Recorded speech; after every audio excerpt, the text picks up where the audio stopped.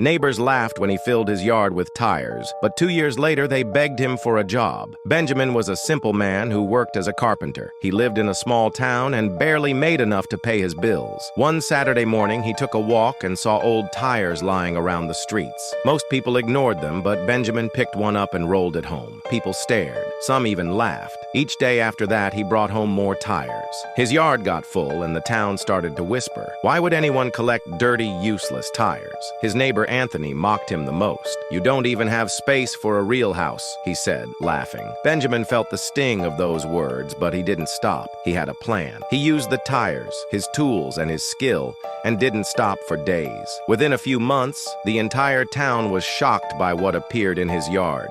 Benjamin had turned the old tires into tables, chairs, and stools. They looked neat and well-made.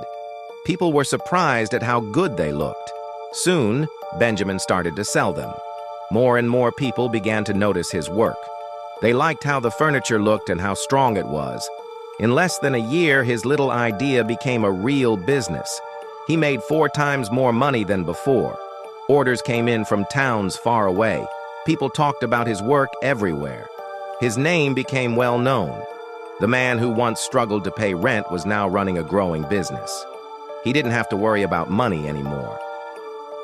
2 years passed. Benjamin now had a peaceful life. His yard was no longer full of tires. It was clean, quiet, and filled with finished furniture. He had respect, he had success, and most of all, he had peace. One evening, after a long day, Benjamin sat down to relax. He grabbed a cold drink and turned on his new TV. Then there was a knock at the door. He stood up, not expecting anyone. When he opened the door, he stopped in shock. It was Anthony, his old neighbor, the same man who used to laugh at him, the man who told others that Benjamin was wasting his time. But now, Anthony looked different. His proud smile was gone.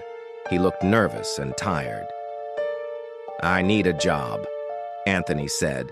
His voice was low. "I want to work for you." Benjamin stared at him. For a moment, he said nothing. He thought about the past.